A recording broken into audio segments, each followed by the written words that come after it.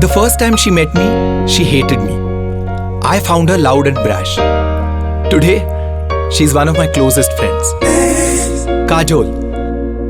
They don't make them like her anymore. No one can yell like her. No one can love like her. If she doesn't like you, God help you. But if she loves you, she's yours forever. She's loud, laughs easily, and always speaks her mind. I'm yet to know anyone as original and true to self as Kajol. And the more I get to know her, the more she intrigues me. So we are here, Kajol, today.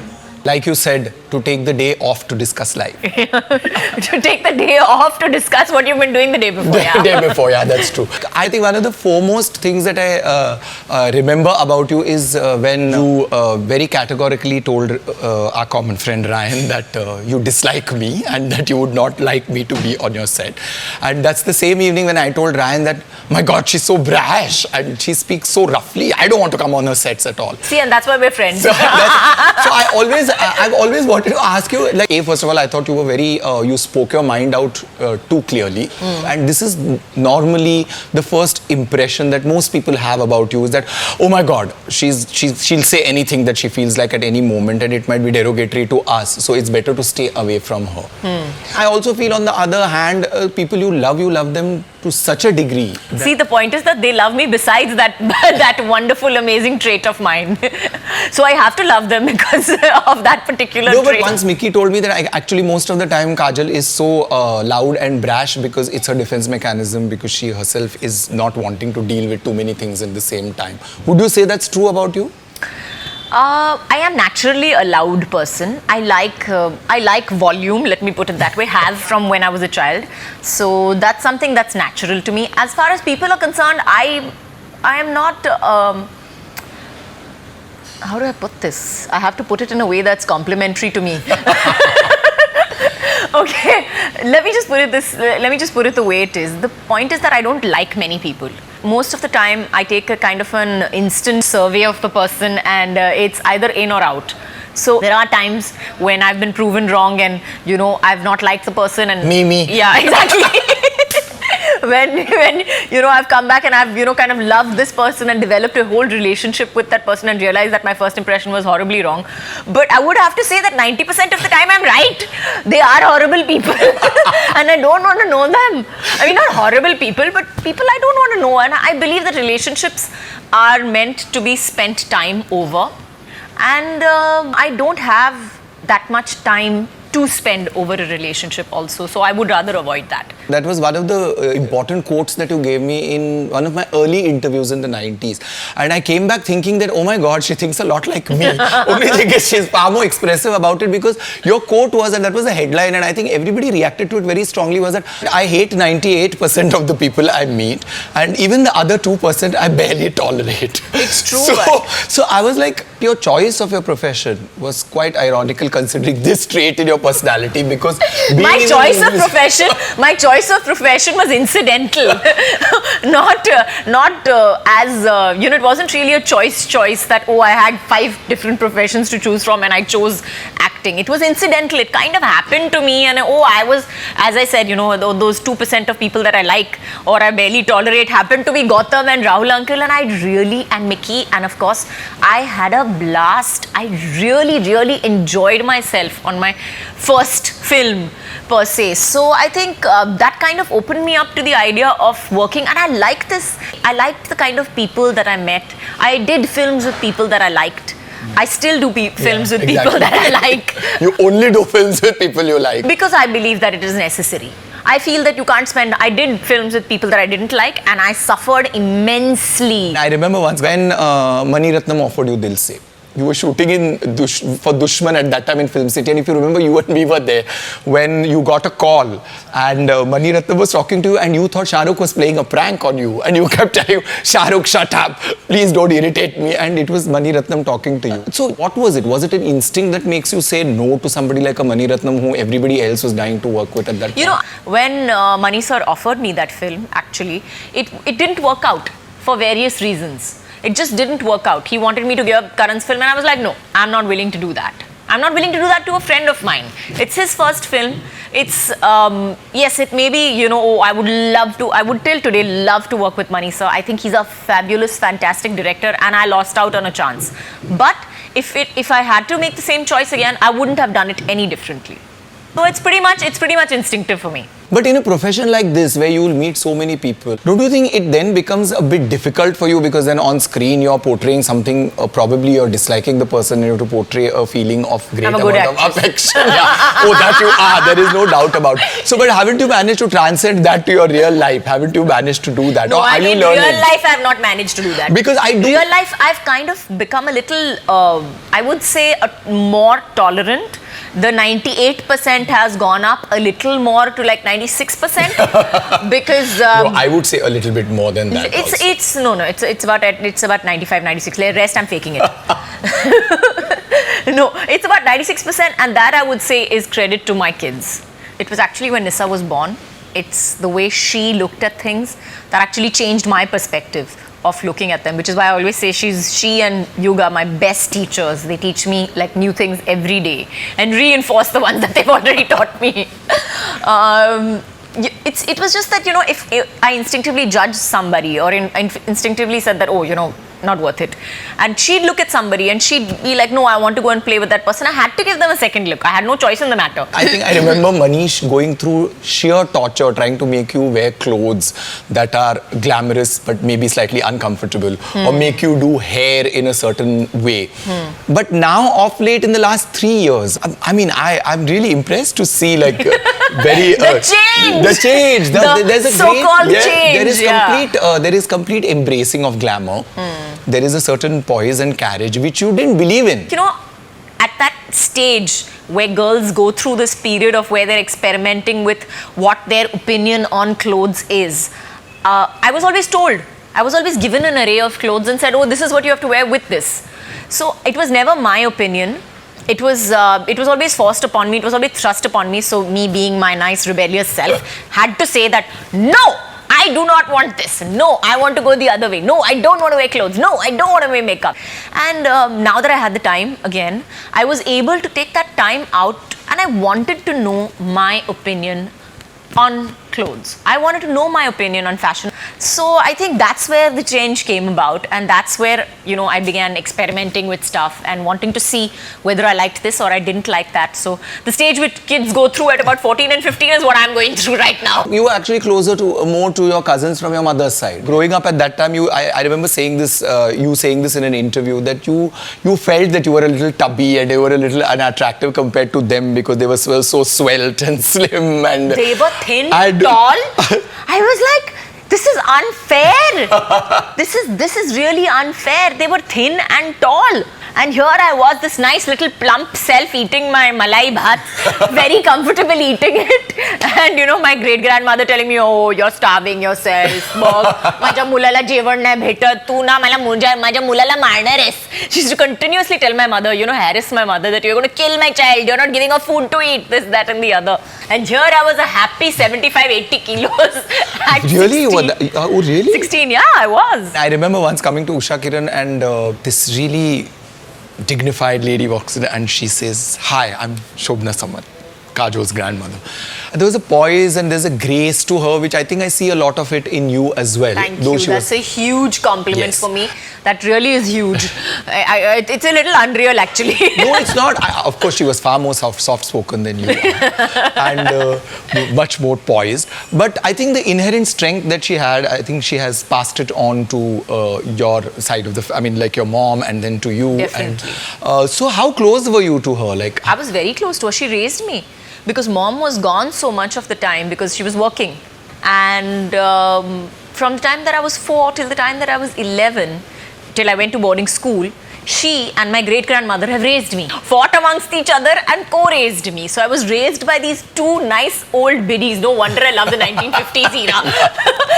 I feel sometimes like I'm in the wrong era only because of that. It's my upbringing, basically. One more thing I remember you having telling me about your childhood was that you hated watching your mother's movies. I because hated. you I still felt do. That she was crying or that she was singing songs and embracing these really strange men. No, it wasn't the embracing the strange man. I was still okay with that part of it. I was upset because of the fact that if she had a kid in the film, the kid used to say mama, ma and all that. And I was like, these children are not your children. Why are they calling you ma and all? You are my mother and my mother solely and wholly. Tanisha was adopted and we all know that. But having said that, you're a mother yourself. Yeah. Do you think Nissa will someday feel this way about when she sees the movies? I don't know whether she is watching your movies. She also doesn't watch my movies. She's exactly like me. She's like, Mom, you cry too much in the movies. I don't understand why you choose these cranky movies. You should do movies like Golmaal. I said, yes, I know your father has amazing taste in films. But let's just say that I don't think that a Golmaal is right now in my future.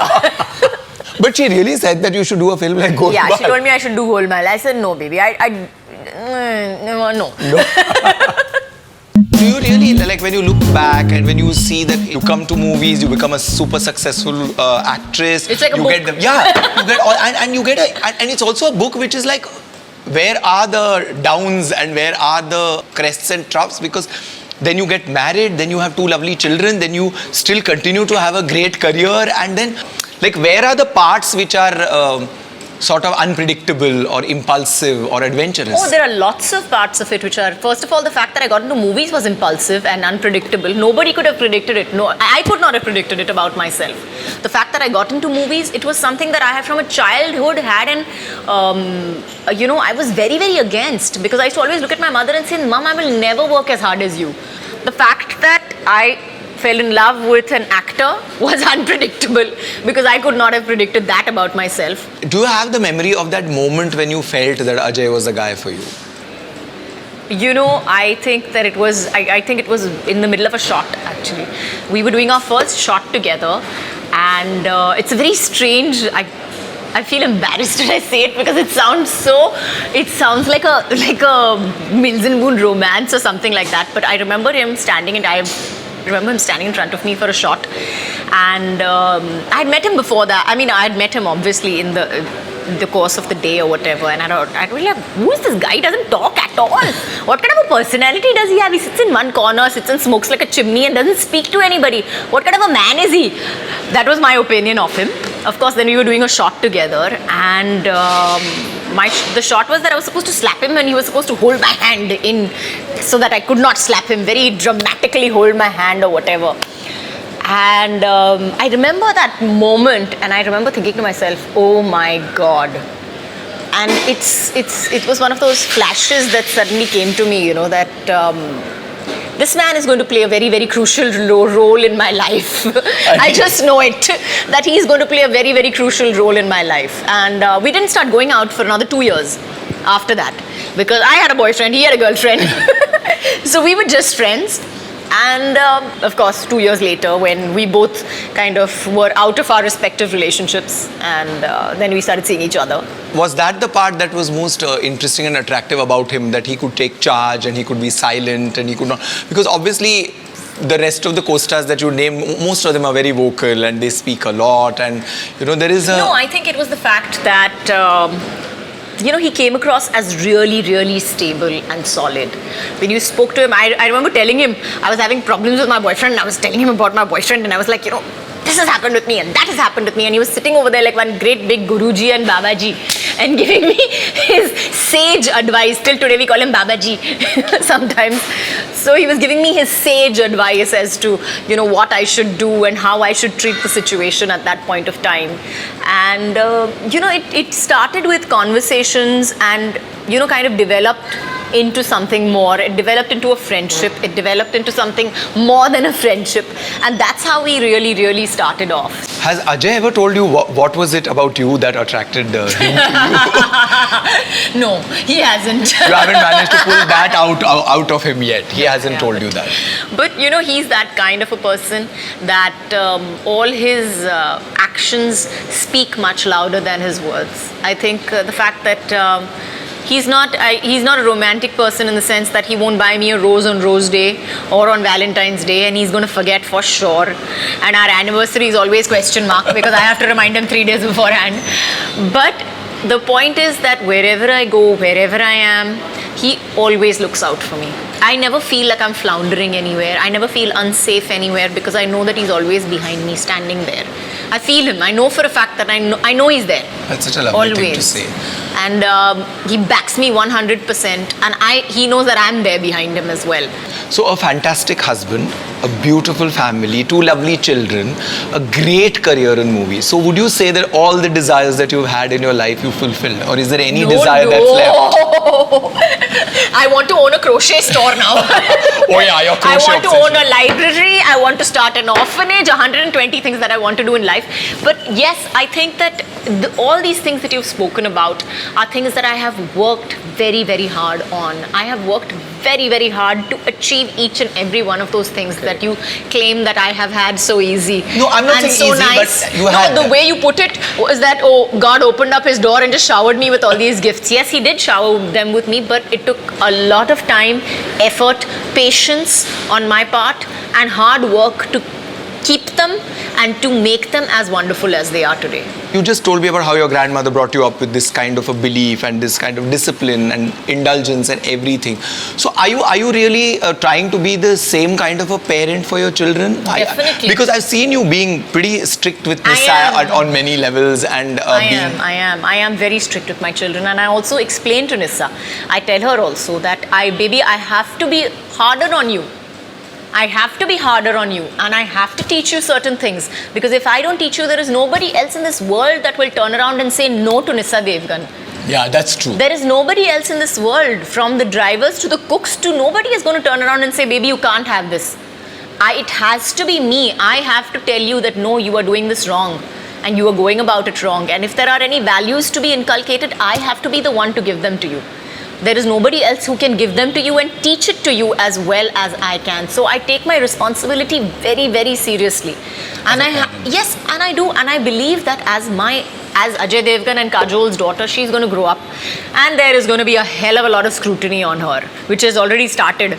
So she again has to have the same roots that I do. Yeah. She also has to grow up and understand that, stardom is all well and fine. Everything is outside the house. Inside the house, you are yourself without your mask. You are a very successful star in your own right, and you happen to marry another very successful superstar. Okay, and normally what happens in a man-woman relationship, especially in a marriage, Abhiman. which is more no, not really, not Abhiman. I was not going there at all, actually. In terms of what happens in a regular relationship is that somewhere one of them actually defines what is being projected as a unit to the world. Like, for instance, if a husband decides that this is going to be the stand that a family takes towards a certain issue or a certain person, then the wife normally toes the line. In your case, also it has happened that your husband has been slightly far removed or apart from the kind of people or from the kind of filmmakers that you have worked with. So in that process, how do you make the choice? Like, I'm sure it's not really always comfortable to be with your husband's friends or for him to be comfortable with your friends. You'll be completely wrong there, because I'm very comfortable with my husband's friends. In fact, I am so comfortable with them that I think I'm more in touch with them sometimes than he is. And they call me up to tell me, like, listen, where is he? Tell him to give me a call. As far as my friends are concerned, I have never thrust anything down his throat, and I believe that it is up to him. Correct. The same way he gave me that choice, I give him that choice. And he hasn't chosen to exercise it, which is perfectly okay with me. I mean, I am not, I thrust my family down his throat, which is a must. So I figure friends are a choice. But what happens when there is a choice that you have to make professionally? In the sense that, for instance, and the only incident actually that comes to my mind, which may have been a slight area of contradiction, was when the whole Son of Sardar controversy happened. Right. Where Adi, who happened to be a close friend of yours, with whom you had such a great professional working relationship and a great family bond with Yash Ji and Pam Auntie and all. So such a time, how do you come to a conclusion about what you want to do? At such a time, the only conclusion that I can come to is that I believe completely that what he was doing was right. I do believe that, and it was never directed at any one Correct. person. It was never directed, oh, I am taking a point against Adi or I am going against Yashi. It was never that. It was against a practice, which is what we categorically stated in every interview that we gave. Correct. Also, it was never against a company or against a person specifically. It was against a practice, which he stood up for, and which I think he was perfectly right in. And we stood up as a unit for that. In fact, he was the first person to tell me that, listen, I don't want you to go out in media, and I don't want you to go out in the press and answer these questions because I don't want to make it personal. It's not about you, and it's not about your relationship with anybody. So now that you are in a phase where your children are sort of settled, not really fully settled, and you have a production house, you can participate in its creative process. You have a husband who's extremely creative and who at some point I'm hoping will direct again. He's directing, actually. What are the plans now for Kajol the actress, Kajol the mother, Kajol the wife, Kajol the daughter-in-law? All of that is being taken care of quite well. But what about Yes. Kajol the actress? Well, we are starting our home production hopefully by the end of this year. Oh, wow, Touch that's good wood. to hear. So yeah, so that's going to be starting soon. And you'll be starring in it. Yes, obviously. The other home productions are already on floor. But, and my husband will be directing as well. Hopefully that will be starting as well. Again at the end of the year maybe, or maybe beginning of next year. Or I don't know exactly the dates So this of film that you're starring in is not being directed by Ajay? No, that will not be directed by him. And I'm looking forward to it, really. I'm looking forward to it. I'm looking forward to being on set on a film after 3.5 years. And I think it's going to be fun. I really do think it's going to be fun. I'm so happy that you're doing a film. And now that you announced it on my show, you do know that this entire show was orchestrated so that I find out whether you're doing a movie, whether you're coming back into movies, and when are we going to see you on screen. Next year, hopefully, 2015. And I'm really happy that you came on this show and I got to catch up with you because it really didn't feel like I was doing a show. It was really wonderful talking to you. I hope you had just as much fun. I did. So how can we end this show without my favorite, a selfie with you? Let's take a Gladly. Okay, ready?